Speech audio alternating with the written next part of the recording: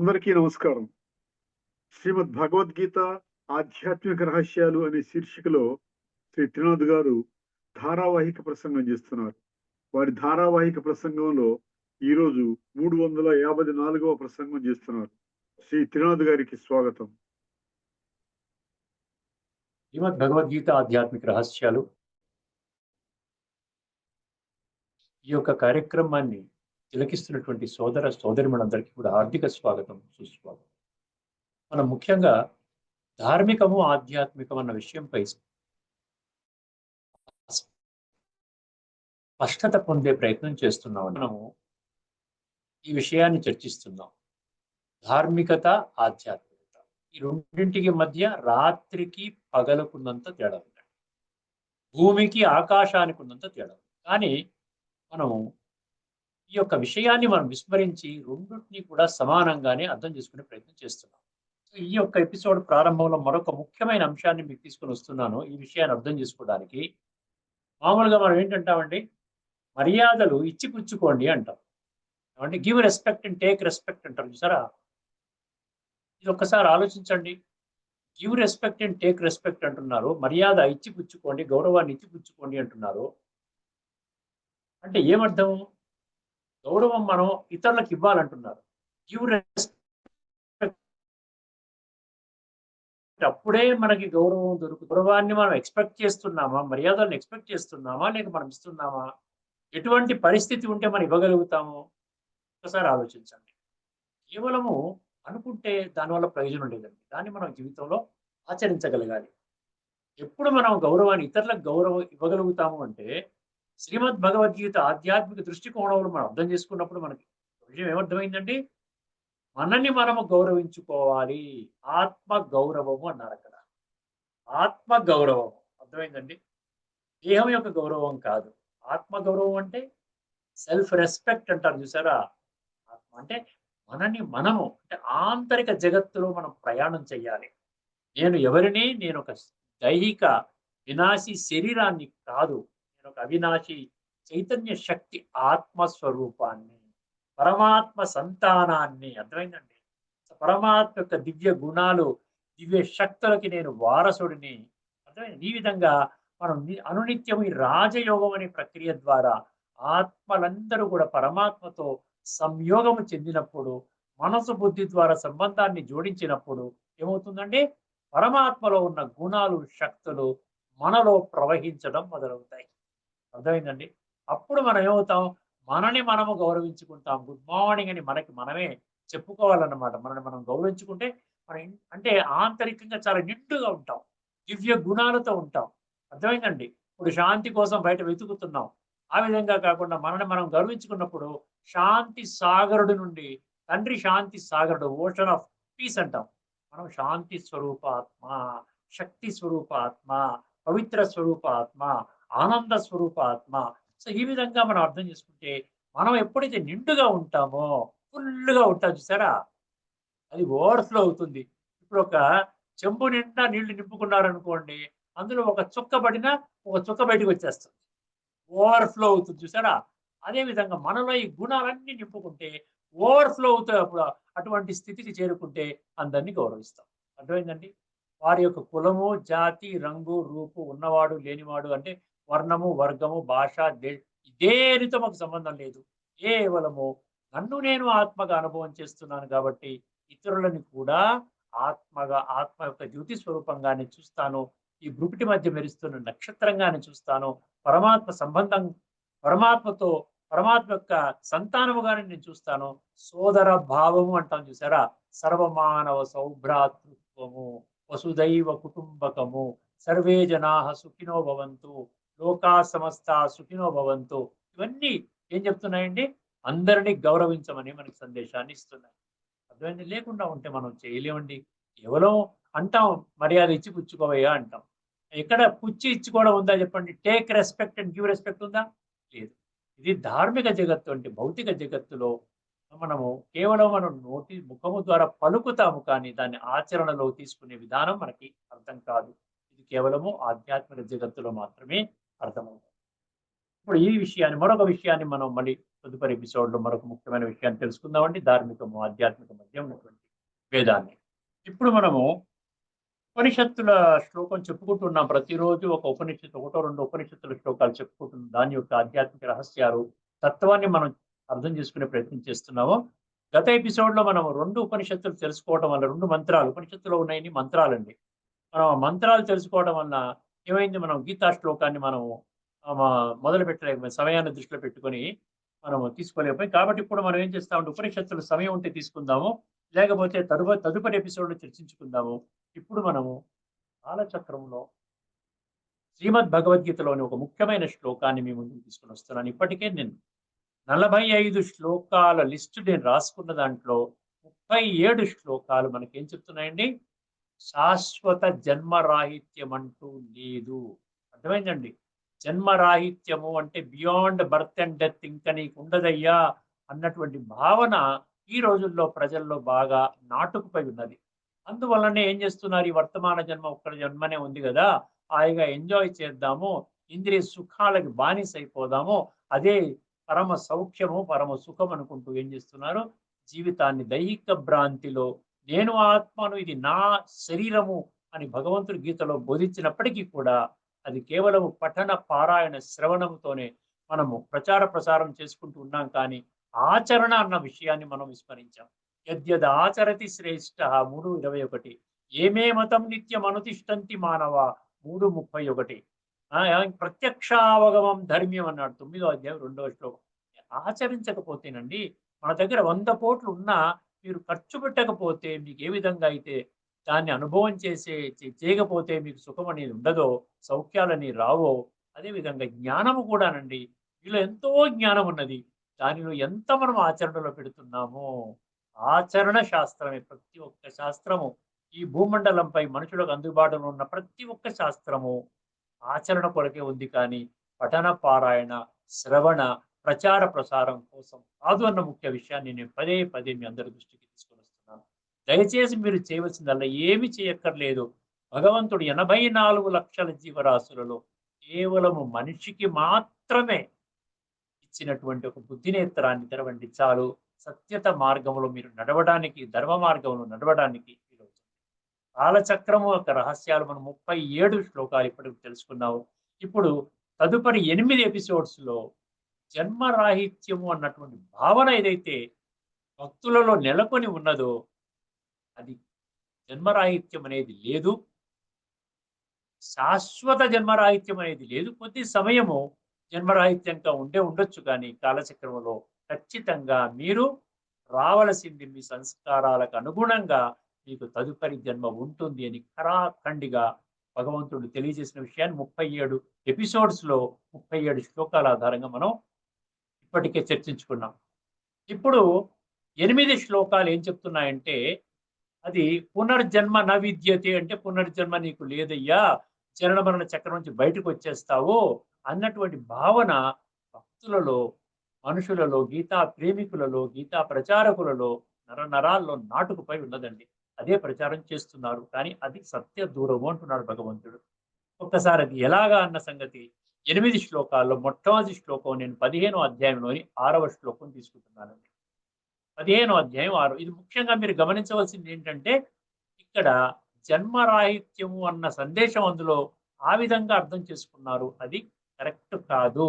అది ఏ విధంగా అర్థం చేసుకోవాలో, అది భగవద్గీతలోని లోతైన తత్వాన్ని, ప్రతి శ్లోకములోని, ప్రతి పంక్తిలోని, ప్రతి శబ్దంలోని తత్వాన్ని మనం అర్థం చేసుకోగలిగితే అప్పుడు ఈ భగవద్గీత జ్ఞానము, ఆ సంపూర్ణ ఆధ్యాత్మిక జ్ఞానము కేవలం నా కొరకు మాత్రమే, నా జీవితాన్ని ఉద్ధరించడానికి మాత్రమే, నేనే అర్జునుణ్ణి.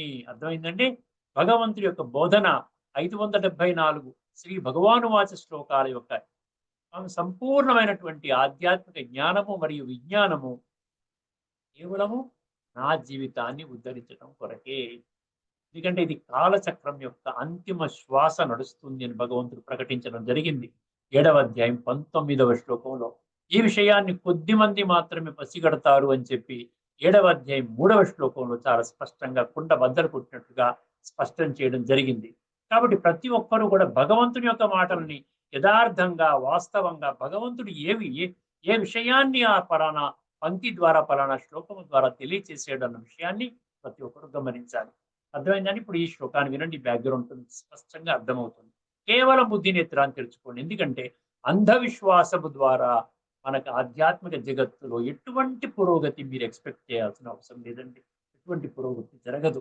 కేవలం దేహభ్రాంతిలో కూర్చొని ఆ విధంగానే మనం నేను దేయం అనుకుంటే ఇంద్రియ సుఖాలు, ఈ వస్తు వైభవాలు, ఈ విధంగా పేరు ప్రతిష్టల కోసము, లేకపోతే ధనార్జన కోసము, సాధనాలార్జన కోసమే మన జీవితాన్ని ఆ విధంగా ఖర్చు పెడుతూ ఉంటాం. కానీ ఆత్మ యొక్క ఉనికిని మనము కనిపెట్టలేము. అర్థమైందండి? ఒక్కసారి వినండి ఈ శ్లోకం. 15వ అధ్యాయంలోని 6వ శ్లోకం. భగవంతుని యొక్క స్థానాన్ని వర్ణించేటువంటి శ్లోకము. తద్భాసయతే సూర్యో న శశాంకో న పావకః యద్గత్వా న నివర్తంతే తద్ధామ పరమం మమ. ఈ శ్లోకాన్ని మనము పరమాత్మక నివాస స్థానం అనే ఎపిసోడ్ లో మనం చర్చించుకున్నాం. కానీ ఇప్పుడు ఈ శ్లోకాన్ని మరొక మారు ఎందుకు చర్చిస్తున్నాము అంటే ఏమన్నాడు అంటే మళ్ళీ ఒకసారి ఇక్కడికి వచ్చిన తర్వాత, అంటే పరంధామానికి చేరుకున్న తర్వాత మళ్ళీ ఇంకా ఈ యొక్క కాలచక్రములో తిరిగి రానవసరము లేదు నా విధంగా అర్థం చేసుకున్న నేపథ్యంలో పునః మనము స్పష్టత కోసము చర్చించుకుంటున్నాం. ఇప్పుడు జాగ్రత్తగా వినండి. న తద్భాసయతే సూర్యో న శశాంకో న పావకః. పరమాత్మ యొక్క నివాస స్థానమైనటువంటి దాని అనేక పేర్లు మనం ఇప్పటికే చర్చించుకున్నాం. బ్రహ్మ మహాతత్వము అంటున్నారు, పరంధామము అంటున్నారు, అమరధామము అంటున్నారు, నిర్వాణధామం అంటే ఇక్కడ శరీరాలు ఉండవు కదండి, ఆత్మపరంగా నివాస స్థానం కదా, ఆత్మల లోకము. అందుకనే వాణి లేదు కాబట్టి ఇక్కడ నిర్వాణధామము అంటారు, ఈ ధామము అంటారు, ఊర్ధ్వలోకము అంటారు. ఇలాగ రకరకాల పేర్లు పిలిచినటువంటి మీకు చిత్రాన్ని కూడా నేను ముందు పెడతాను. ఒక్కసారి ఆ చిత్రాన్ని కూడా చూస్తే మీకు కొంచెం క్లారిటీ వస్తుంది.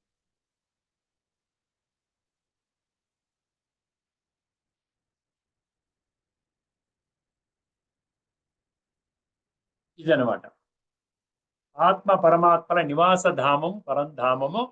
దీన్ని పరలోకం అనండి, బ్రహ్మలోకం అనండి, ఆత్మల లోకం అనండి, అనేక రకరకాల పేర్లు చెప్పాను కదా. ఇక్కడ ఏమంటున్నాడు, ఇది ఏమన్నారంటే అక్కడ నా తద్భాసయతే సూర్యో న శశాంకో న పావక. ఆ పంక్తి అర్థం చేసుకుందామండి.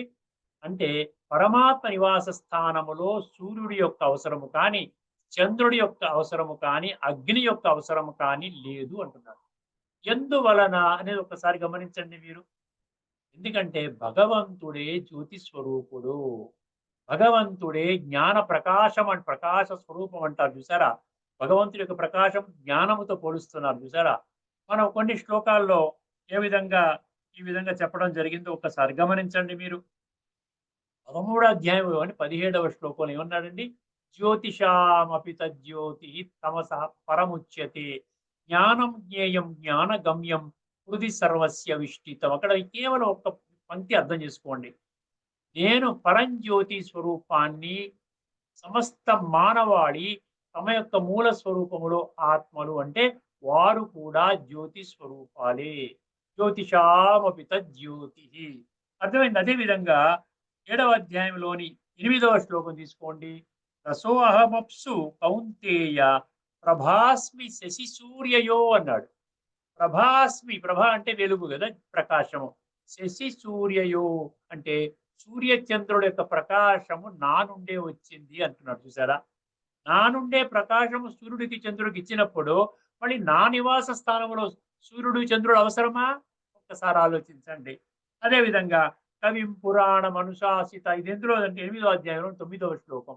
కవిం పురాణ మనుషాసిత రమణోరణీయాంశం అనుస్మరేద్య సర్వస్య ధాతారం అచింత్య రూపం ఆదిత్యవర్ణం అన్నాడు అక్కడ చూసారా.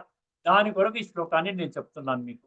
ఆదిత్యవర్ణం అంటే సూర్యకాంతి. ఏ విధంగా అయితే సూర్యుడు, ఒక్క సూర్యుడు ప్రపంచానికి, విశ్వానికి, భూమండలంపై ఉన్నటువంటి మనుషులందరికీ కూడా వెలుగునిస్తున్నాడో అదేవిధంగా నేను జ్ఞాన సూర్యుడిని, నేనొక్కడిని సర్వాత్మలకి వాళ్ళ అజ్ఞాన అంధకారాన్ని తొలగించి వాళ్ళ జీవితంలో వెలుగుని నింపుతాను, వాళ్ళ ఆత్మని ఆ విధంగా నరిష్ చేస్తాను, వెలుగు నింపుతాను.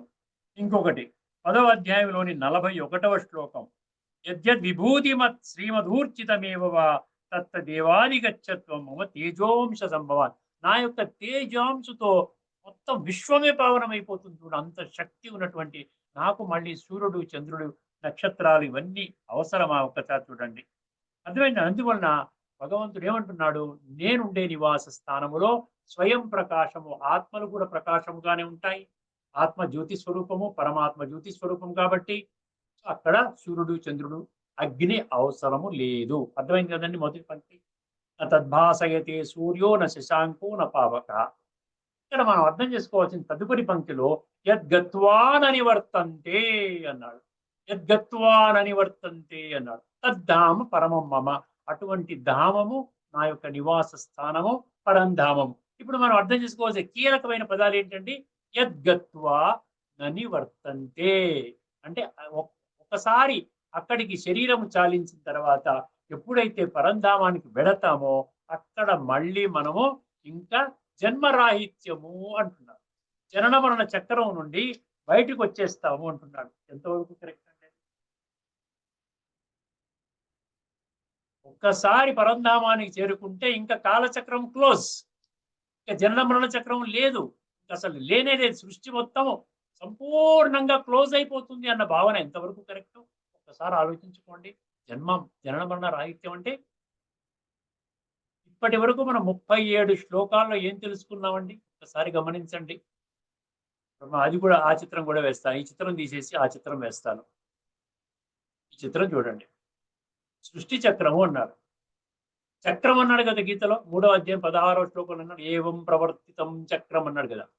ఈ చక్రం అంటే తిరుగుతూనే ఉంటుంది కదా. దీనికి అనుకూలంగా ఎన్నో శ్లోకాలు మనం చెప్పుకున్నాం. ముఖ్యంగా ఏంటి? పుట్టిన ప్రతి ఒక్కడు మరణిస్తాడు. మరణించిన ప్రతి ఒక్కడు పునః జన్మ తీసుకుంటాడు. ఇది అనివార్యము అన్నాడు. ఆలోచించండి. అంటే ఒక దగ్గర ఒకటి, ఇంకో దగ్గర ఇంకొకటి, ఆ విధంగా మనము అర్థం చేసుకోకూడదండి. అంటే భగవంతుడు కూడా కన్ఫ్యూజ్ చేస్తాడా?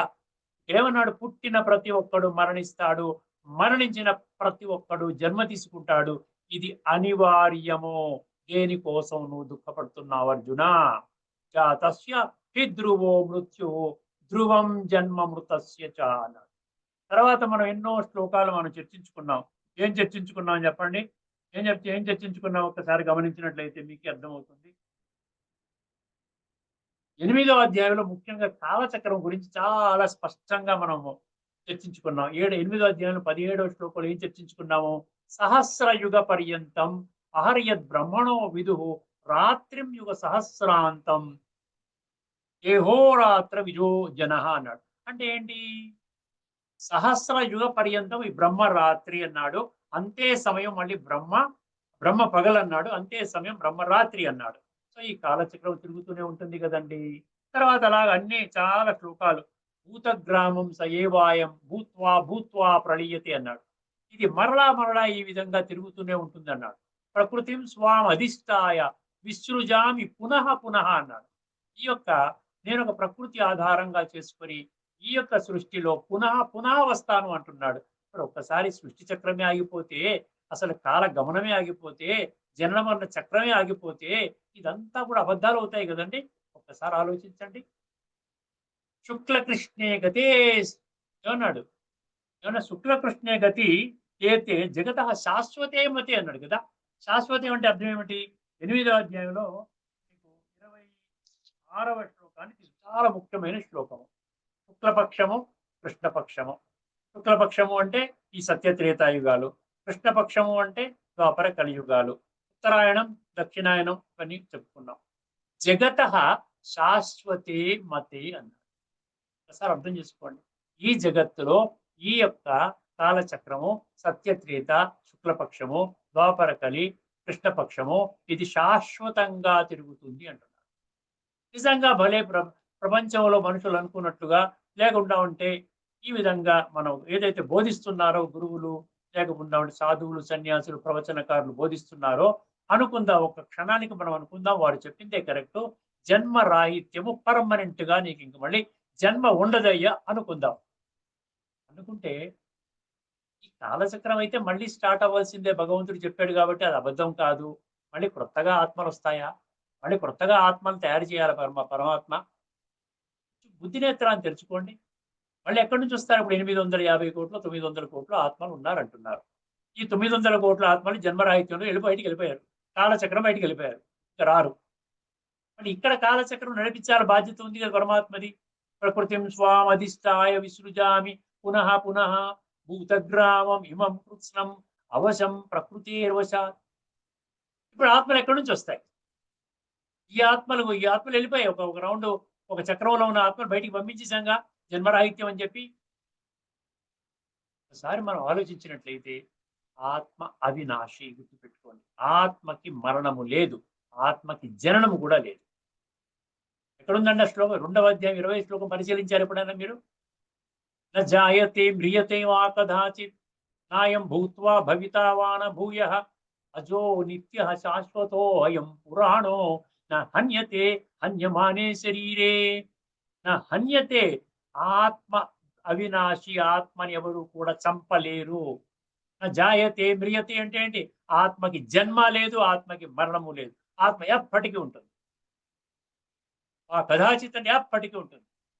నాయం భూత్వా భవితా వా న భూయః అన్నాడు. ఇప్పుడు ఉంది, రేపు లేదు, మళ్ళీ వస్తుంది అన్న మాట కూడా లేదు. అజో అజో నిత్యః శాశ్వతో అయం పురాణో అన్నాడు. అజో అంటే అజన్మ. ఆ ఆత్మని పుట్టించడు. ఉన్నాయి అంతే, ఒకసారి పుట్టించేసాడు, అయిపోయింది. ఎలా పుట్టించాడో అది ఎలా వచ్చిందని మనకు అనవసరం. ఇప్పుడు ఆత్మలు ఉన్నాయి, 850 కోట్లు 900 1000 కోట్లు ఉన్నాయి. దానికి మరణం లేదంటున్నాడు. అజో నిత్య అంటే ఎప్పుడు ఉంటుంది, శాశ్వతో అది కూడా పర్మనెంట్. అయం పురాణం అన్నాడు. పురాణం అంటే ఎప్పటికీ ఉండేదే కదా. అది ఆ విధంగా వస్త్రం మార్చుకుంటూ ఈ సృష్టి చక్రంలో పాత్రని అభినయిస్తూ ఉంటుంది. ఎంత చక్కగా చెప్పాడండి. నయనం చిందంతి శస్త్రాణి నయనం దహతి పావక చైనం క్లేదయంత్యాపోన శోషేతి మారుత. 2వ అధ్యాయం 23వ శ్లోకం. వాసాంసి జీర్ణాని యథా విహాయ నవాని గృహ్ణాతి నరోపరాణి తథా శరీరాణి విహాయ జీర్ణాని అన్యాని సంయాతి నవాని దేహి. ఎందుకు చెప్తున్నానంటే కొన్ని మూఢనమ్మకాల్ని మనం విడిచిపెట్టాలండి. శాస్త్రం ఆధారంగా వెళ్ళాలి, గీతా శాస్త్రం ఆధారంగా వెళ్ళాలి. పరమాత్మ చెప్పిన మాటలు మనము అపార్థం చేసుకోకూడదు. మన జీవితాన్ని ఏ విధంగా మనం అన్వయించుకోవాలి?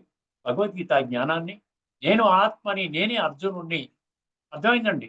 ఈ యొక్క శరీరం ఆధారంగా నా కర్మల్ని, శ్రేష్టమైన కర్మలు చేసుకుంటూ, నా సంస్కారాలని పరివర్తన చేసుకుంటూ భావి జీవితంలో సత్య త్రేతాయుగాలు అనేటువంటి స్వర్గం అతి త్వరలోని స్థాపన చేయబడుతుంది భగవంతుడి యొక్క మహావాక్యాల అనుసారంగా. అందులోకి నేను రావాలి అంటే కాలచక్రం బయటకు వచ్చేస్తే ఎలా వస్తామండి? కాలచక్రం అంటే భూమండలం, గుర్తుపెట్టుకోండి. సత్య త్రేత ద్వాపర కలి అంటే ఈ భూమండలం మీదనే సాగుతుంది. భూమండలం పైకి వెళ్ళిపోతే అందుకని ఇప్పుడు దీన్ని అర్థం చేసుకోవాలి. న తద్భాసయతే సూర్యో న శశాంకో న పావక యద్గత్వా న నివర్తంతే తద్ధామ పరమం మమ అన్నాడు. చూసారా? ఒక్కసారి మళ్ళీ ఆ చిత్రానికి వచ్చేద్దాం. ఏ విధంగా అర్థం చేసుకోవాలి దీన్ని మనము అంటే, ఇప్పుడు ఈ కలియుగం యొక్క అంతిమ సమయములో శరీరం విడిచిపెట్టిన తర్వాత ఏమవుతాం? శరీరం ఏ విధంగా విడిచిపెట్టాలి మనం ముందుగా అది అర్థం చేసుకోవాలి. శరీరాన్ని ఎప్పుడు ఎలా విడిచిపెట్టాలి?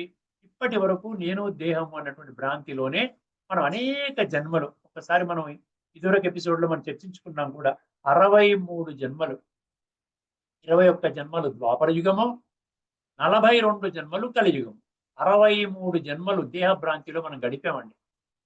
నేను దేహం అనేటువంటి భ్రాంతిలోనే గడిపాము.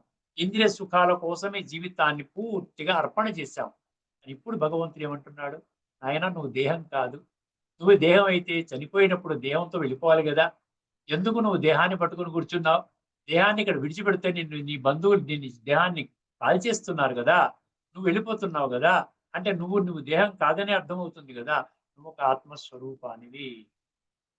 నీవు చేసేటువంటి 63 జన్మలలో నీవు చేసిన నీచ నికృష్ట దుష్ట భ్రష్ట పాప కర్మల ఫలితముగా నీ ఆత్మలో ఇప్పటికే సంస్కారాలు పేరుకుపోయాయి. కుళ్ళు సంస్కారాలు, మలిన సంస్కారాలు, అదే మురికి సంస్కారాలు. దాన్ని ఆధ్యాత్మికంగా ఏమన్నాడు? తామసిక ప్రధాన సంస్కారం, తమో ప్రధాన సంస్కారాలు అన్నారు. ఈ సందర్భంగా మీరు ఎప్పుడు మర్చిపోకుండా ఉండవలసిన 2 శ్లోకాలు మీ దృష్టికి ఎప్పుడు చెప్తూనే ఉంటున్నాను. 13వ అధ్యాయంలోని 21వ శ్లోకము, 15వ అధ్యాయంలోని 8వ ఫార్ములా. ఎందుకంటే ఆత్మ శరీరాన్ని విడిచిపెట్టి వెళ్ళిపోతుంది. ఎక్కడికి వెళుతోంది? ఇంకొక శరీరాన్ని తీసుకోవడానికి వెళుతోంది. ఇంకొక శరీరాన్ని తీసుకోవడానికి వెళుతోంది. కాలచక్రంలో అతి త్వరలోనే సత్యయుగం రాబోతున్నది. దాంట్లోకి వెళ్ళాలి అంటే ఈ సంస్కారాలు సాత్వికంగా ఉండాలి. అర్థమైందండి? పురుష ప్రకృతిస్థో హి భుంక్తే ప్రకృతిజాన్ గుణాన్ కారణం గుణ సంకోచ సత్ అసత్ యోని జన్మసు అన్నాడు. శరీరం యదవాప్నోతి యచ్చాప్యుత్క్రామతీశ్వర గృహీత్వైతాని సంయాతి వాయుర్గంధాని వాషయాత్ అన్నాడు. ఏ విధముగా వాయువు ద్వారా వాసనలు ఒక ప్రదేశము నుండి ఇంకొక ప్రదేశానికి ఎలాగైతే కొనియాడబడతాయో అదే విధంగా ఈ జీవాత్మ జీవుడిని విడిచిపెట్టి ఆత్మ వెళ్ళిపోయినప్పుడు తనకు కూడా సంస్కారాలను తీసుకొని వెళ్ళి దానికి అనుగుణంగా ఉన్నటువంటి శరీరములో యోనిలో ప్రవేశిస్తుంది. ఈ సందర్భంగా 14, 14, 14, 15 గుర్తుపెట్టుకోండి. ఎందుకంటే ఒక్కసారి ప్రక్షాళన అయిపోవాలండి. బుద్ధి ప్రక్షాళన అవ్వాలి. మూఢ విశ్వాసం, అంధవిశ్వాసం ద్వారా మనం ఏమీ తెలుసుకో. పరమాత్మ స్వయముగా ఈ విధంగా జ్ఞానాన్ని చెప్తున్నప్పటికీ కూడా మనకు అర్థం చేసుకోలేకపోతే ఇంకా గురువుల మాటలు ఎక్కడ అర్థమవుతాయి చెప్పండి? పరమాత్మ అనే పరమ శిక్షకుడుగా, పరమ సద్గురువుగా వచ్చి మనకు జ్ఞానాన్ని బోధిస్తూ ఉన్నాడు. 14వ అధ్యాయంలోని 14వ శ్లోకంలో ఏం చెప్పారు? ఎవరైతే సాత్విక సంస్కారాలతో దేహాన్ని త్యాగం చేస్తారో వారు మాత్రమే ఉత్తమ లోకానికి వెళతారు. యదా సత్వే ప్రవృద్ధేతు ప్రళయం యాతి దేహభృత్ తదోత్తమ విధాం లోకాన్ అమలాన్ ప్రతిపద్యతే అన్నాడు. అదే రజసి ప్రళయం గత్వా కర్మ సంగిషు జాయతే తదా ప్రళీనస్తమసి మూఢయోనిషు జాయతే. అర్థమైందండి? ఈ కర్మలు చేసేటువంటి ఇదంతా ద్వాపర యుగం అండి. తర్వాత మూఢయోనులు అంటే కలియుగం అన్నమాట. మనిషి యోనిలోనే వెళతాడు కానీ ఆ విధంగా 84 లక్షల చీమ, దోమ, కుక్క, నక్క అది కాదు. మనిషి యోనిలో వెళ్ళినప్పుడే మనకి బాధ అంటే ఏంటో, కష్టం అంటే ఏంటో, దుఃఖం అంటే ఏంటో తెలుస్తుందన్నమాట. అర్థమైంది? అందుకని ఇక్కడ మనం అర్థం చేసుకోవాల్సింది ఒక్కసారి ఈ బ్యాక్గ్రౌండ్ లో మీరు అర్థం చేసుకోండి. ఒక్కసారి అర్థం చేసుకుంటే మీకు ఎంత స్పష్టంగా అర్థమవుతుందో ఒక్కసారి గమనించండి. ఈ యొక్క శ్లోకాన్ని మనం కంక్లూడ్ చేద్దాం తత్వాన్ని. తద్భాసయతి సూర్యోన శశాంకోన పావక. అది కూడా మీకు ఇంకొక 2-3 శ్లోకాలు కూడా నేను ఇక్కడ రాశాను, తెలుసుకోవాలి. ఎందుకంటే భగవంతుడు చాలా చక్కగా మనకి ఏం చెప్తున్నాడు?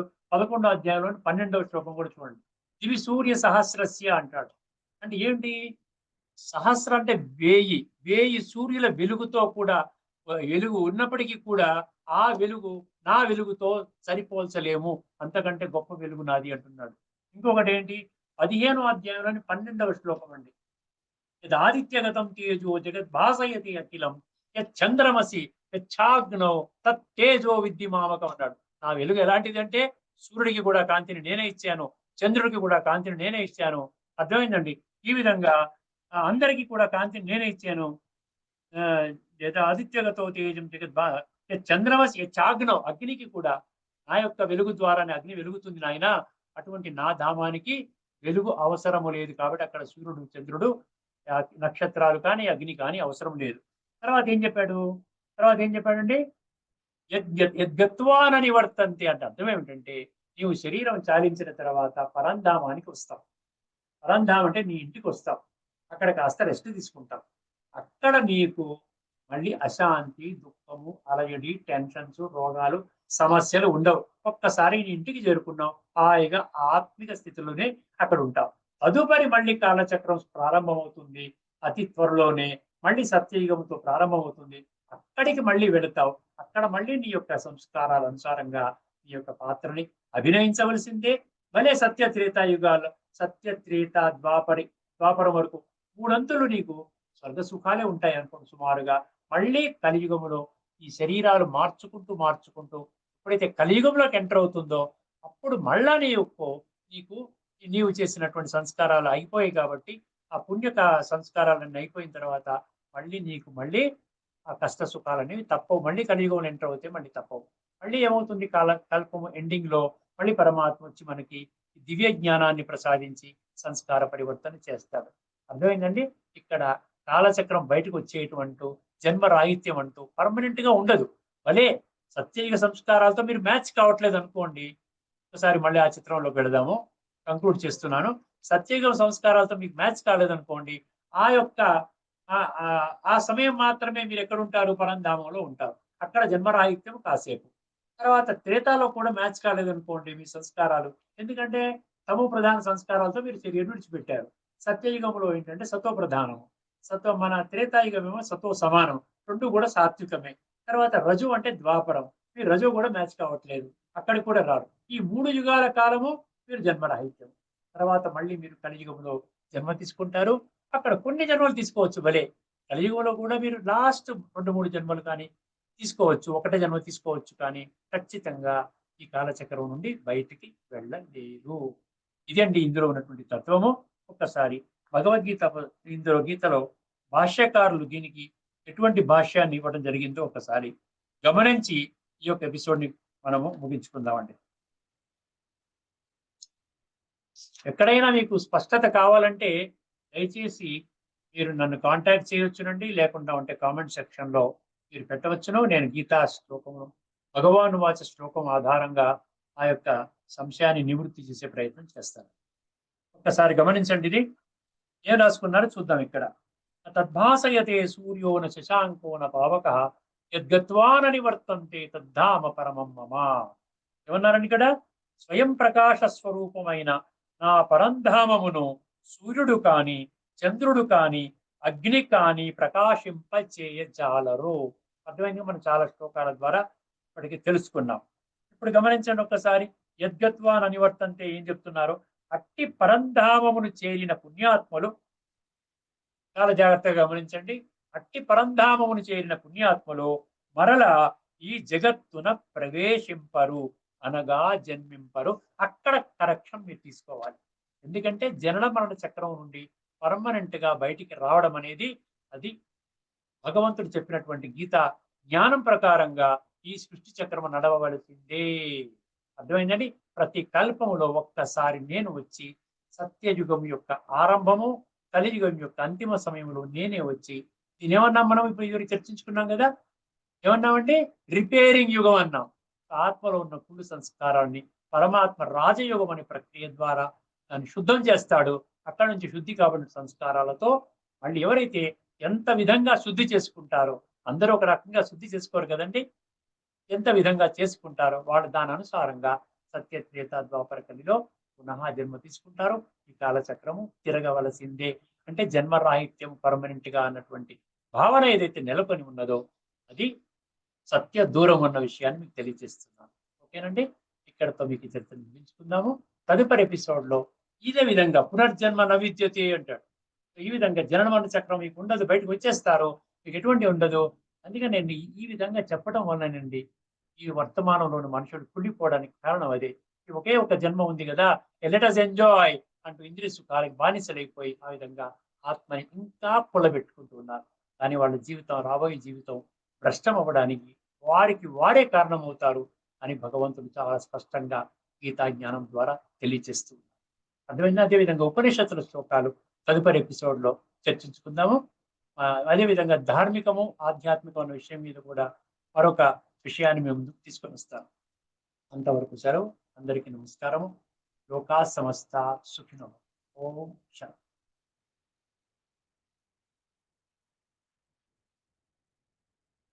శ్రీమద్ భగవద్గీత ఆధ్యాత్మిక రహస్యాల తత్వసారాన్ని మనకు సవివరంగా విశ్లేషించిన శ్రీ త్రినాథ్ గారికి ధన్యవాదాలు.